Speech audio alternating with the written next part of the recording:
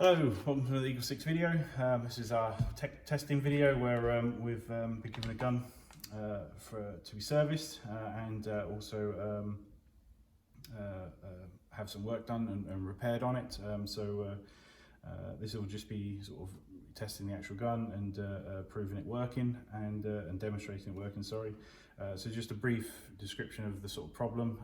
The grip was off when it was given to us, and essentially we were just told that there was no sort of history on the gun, just that the grip needed repairing or fitting. So it was actually a bit more complicated than just fitting a grip. We had to sort of rethread the actual holes because they were damaged.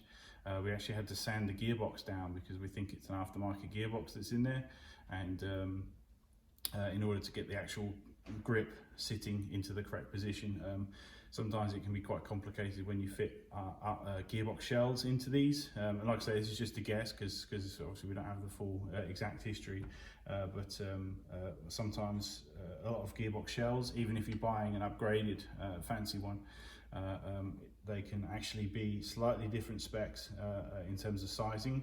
So even though you're buying a V2 gearbox shell, different manufacturers have different takes on what they think their gun and the V2 gearbox shell should be like. There's so many different ones out there nowadays and stuff, so sometimes when you fit a V2 gearbox shell, you then got the fitment issues that come by fitting it in the classic army lower receiver, and obviously with no history on the gun, you just don't know whether it's an aftermarket lower receiver, aftermarket gearbox shell, aftermarket upper, aftermarket hop units and stuff. So it's sometimes these incompatibilities can be quite a pain in the arse to actually track down and stuff. And like I say, if it ends up at a workshop and it's got problems, it's usually not just as simple as just screwing a grip, a grip on. So we fit longer screws, and we re-tapped when necessary, and then we've gone slightly deeper into it, basically some more material, because the previous ones had sort of been stripped up to about halfway, so we had to make some more threads in essence deeper, otherwise we would have been forced to potentially replace the gearbox shell. What it can happen basically from because the actual grip wasn't being fully seated home, so therefore only a few threads were actually sort of gripping in, and that wasn't enough, and they were essentially being stripped out at the moment. I'm assuming the customer was trying to actually screw them in. So that was why that was done. So we sanded that flush and got rid of anything obstructing this grip actually seating into the home position correctly. So once it got into its correct position, we then just obviously observed inside, just for other techs and whatnot. So just to make sure that it was actually sitting flush with it. So that required a tiny bit of sanding, both on grip and the actual gearbox shell. And like I say, any other interfering areas, essentially as long as it sits into the correct position. It's the same concept of if somebody was to trap a wire just slightly underneath it.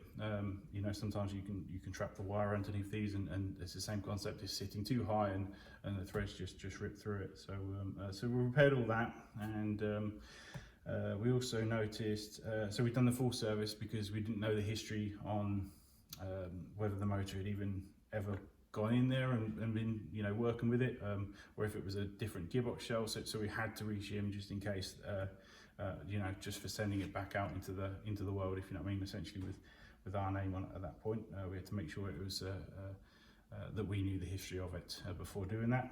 So we reshimmed that, and we also noticed on final testing that the magazines weren't fitting in there. Again, we also think it was to do with the it being a slightly different gearbox shell, because the magazine's very, very tight to fit in there. So we've basically filed the offending sort of portions of the gearbox that were stopping the actual mags going in, and now the magazines just fit in there a lot easier. And we tested it with the new Pro mags we've got here for testing. We also tested it with the mag that came with the gun, so just to make sure that it's not super difficult.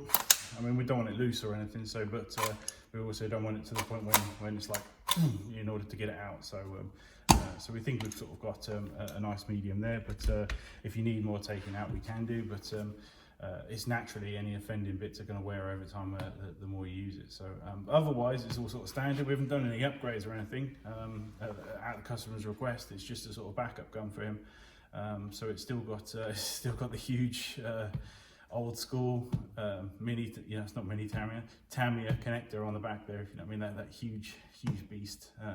So it's and nickel metal hydro battery packs. So it's I hadn't seen one of them in a while, so it's quite impressive. But we're going to be testing today just on the 7.4 2600 Lipo, and that I've already got plugged in there. And we'll just run through a bunch of rounds just to make sure everything's working on it, and hopefully it's going to pass and be all good to go.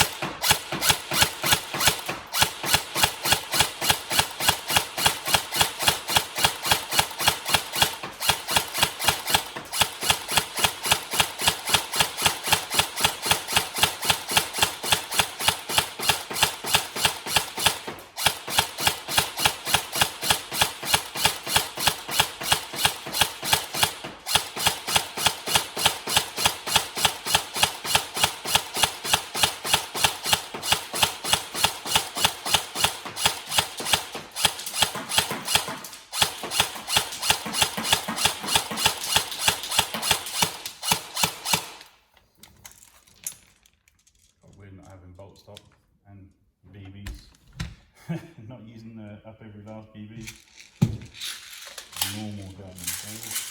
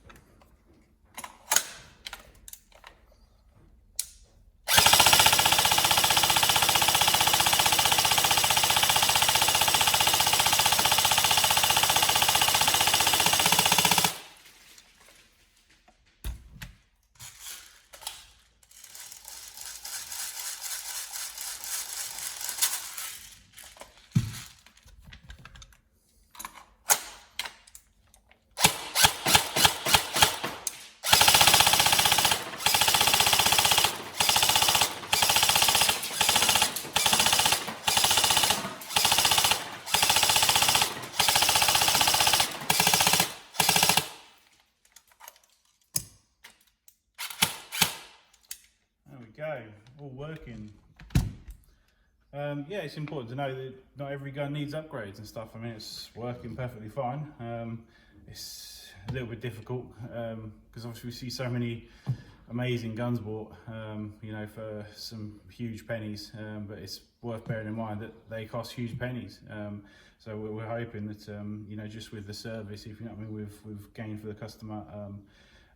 Increased trigger response, better battery life, better rate of fire, and hopefully a longevity there from having everything correctly shimmed and in the right place in terms of part life. But obviously the main gains for this particular build was obviously getting the grip back on and in place, and obviously making the mags fit correctly, and also customer provided a haven't got it here or anything, but a magazine, so we've serviced that. There was 2 missing O-rings, so we'll replace those for you and just double check that, so that's all done as well. So cool. Right, well, thank you very much, and hopefully you enjoy your gun.